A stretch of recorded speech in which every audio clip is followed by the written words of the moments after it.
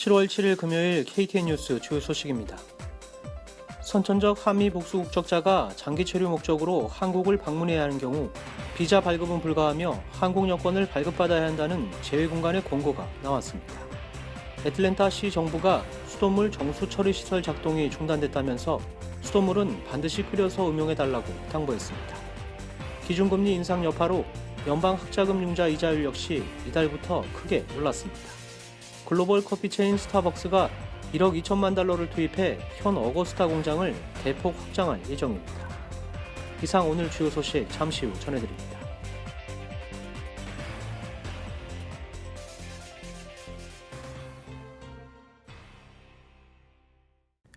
시청자 여러분 안녕하십니까? KTN 뉴스입니다.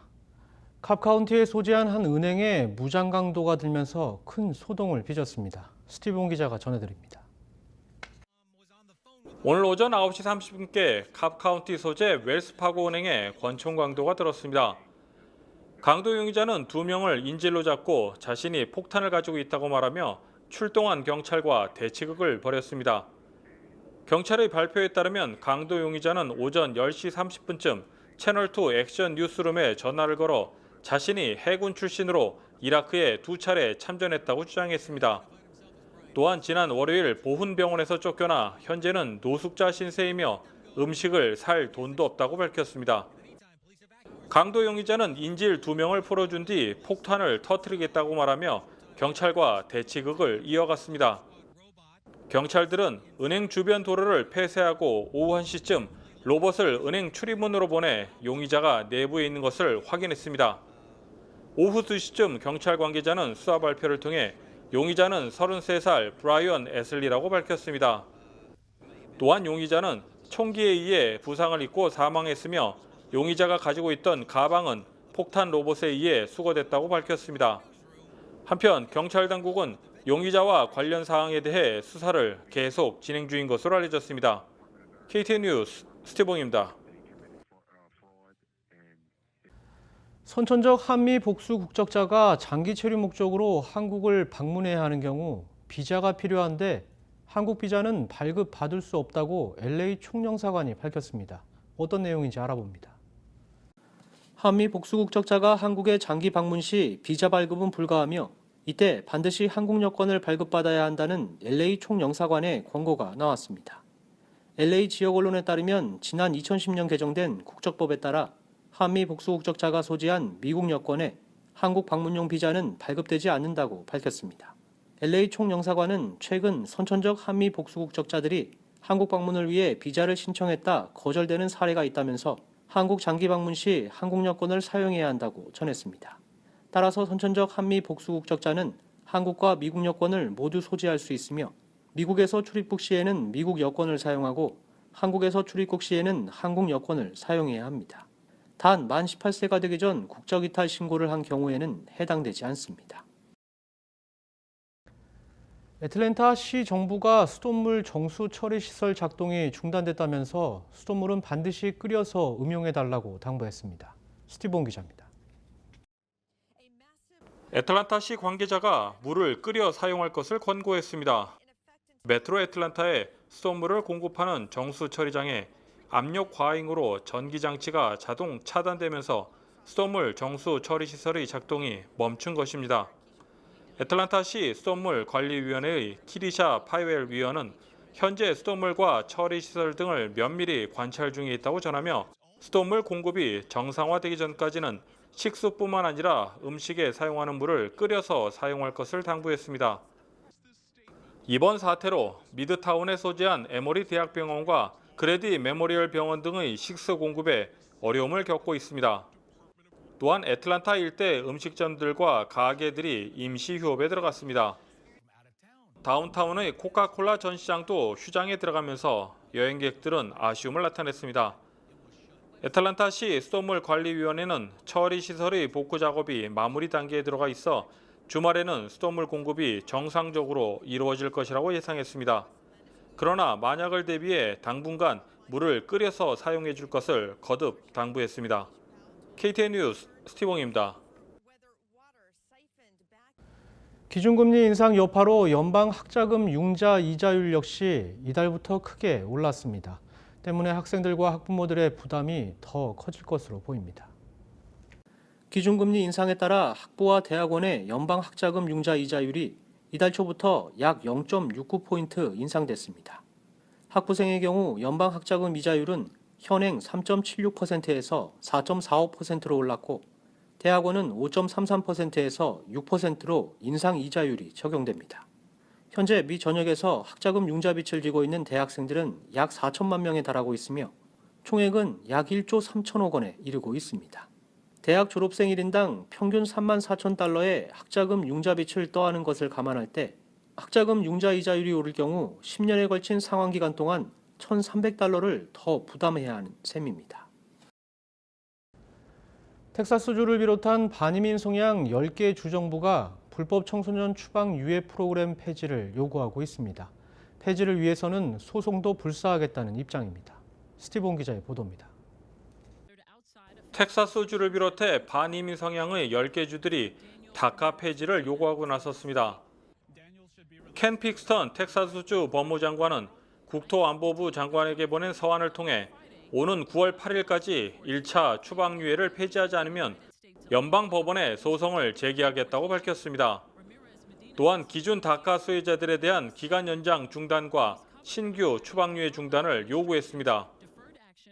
이번 공개 서한에는 텍사스주를 비롯해 알칸소와 엘레바마, 아이다호 등 모두 10개 주 법무장관들이 서명한 것으로 알려졌습니다. 한편 트럼프 행정부는 2차 추방유예를 공식 폐기한다고 선언했으나 1차 추방유예에 대해서는 별다른 조치를 내놓고 있지 않습니다. KTN 뉴스 스티븐입니다.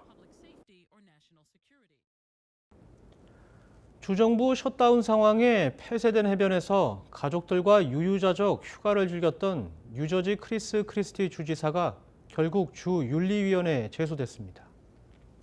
주정부 셧다운 상황에 폐쇄된 해변에서 가족들과 단독으로 휴가를 즐기면서 이른바 비치게이트 논란을 촉발한 뉴저지 크리스 크리스티 주지사가 결국 주 윤리위원회에서 조사를 받게 될 예정입니다.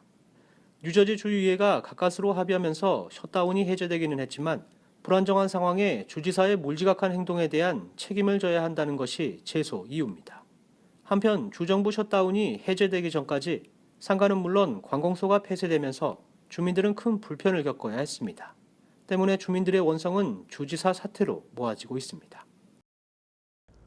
이웃 남성끼리 말다툼을 벌이다 총격까지 주고받는 어처구니 없는 사건이 발생했습니다. 스티븐 기자가 관련 내용 전해드립니다. 인디애나주 그린우드시에서 이웃집 두 남성이 말다툼 끝에 총격을 가하는 사건이 발생했습니다. 검찰이 공개한 동영상에 따르면 이웃 사이인 두 남성이 철조망 울타리 사이를 두고 말다툼을 이어갑니다.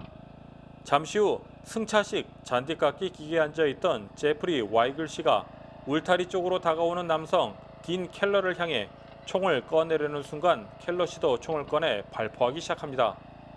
이어 총성은 한동안 이어지며 와이글 씨는 쓰러집니다.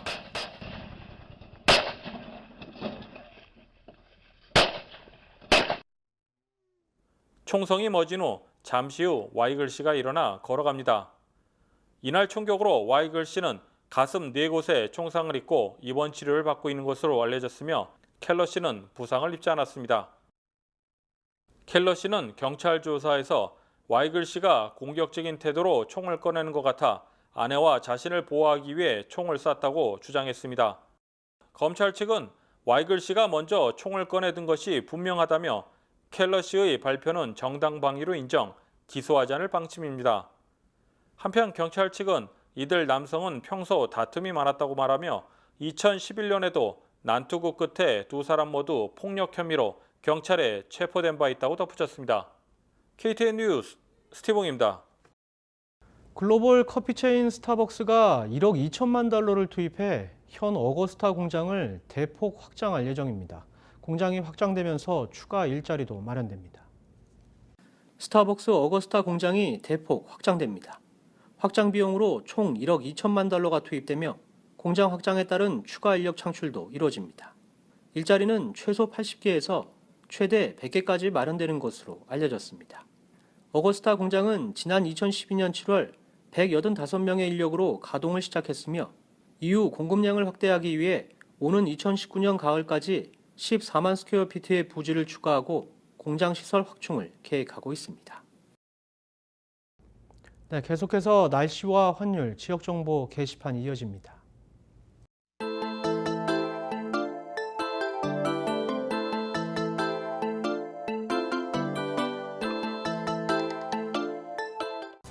제1은행에서 제공하는 환율 정보입니다.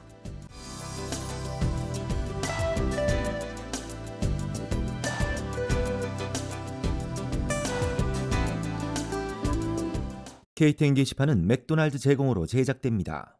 언제든지 간편하게 단 1불로 따뜻한 커피, 소다수, 스위트를 즐기세요. 내가 사랑하는 그것 맥도날드. 애틀랜타 한인회에서는 방학을 이용해 청소년들을 대상으로 한인회 도서관 봉사자를 모집합니다. 봉사자들에게는 봉사 확인증이 발급되며 봉사 기간은 월요일부터 금요일까지, 시간은 오전 10시부터 오후 4시까지입니다. 애틀랜타 미랄 선교단에서는 제25회 미랄 사랑의 캠프 참가자와 자원봉사자를 모집하고 있습니다. 참가비는 $250며 기타 자세한 사항은 404-644-3533으로 문의하시기 바랍니다. 뉴케어 재활 물리치료에서 영어와 한국어 이중 언어가 모두 가능한 릭세셔니스트를 구하고 있습니다. 이에 관한 문의는 678-718-5240으로 하시기 바랍니다. 재외동포재단에서는 제5회 재외동포 사진 공모전을 실시합니다. 재외동포들의 삶의 현장을 담은 사진이나 동포사회 특성을 잘 나타낼 수 있는 사진이면 됩니다. 응모 방법은 www.korean.net를 참고하시기 바랍니다.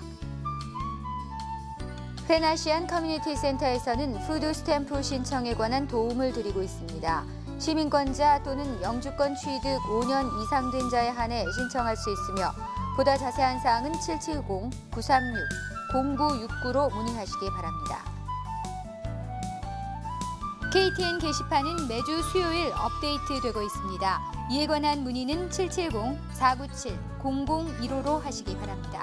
시청자 여러분들의 많은 관심과 참여 바랍니다. 네, 이상으로 7월 7일 금요일 KTN 뉴스를 모두 마칩니다. 시청해주신 여러분 고맙습니다.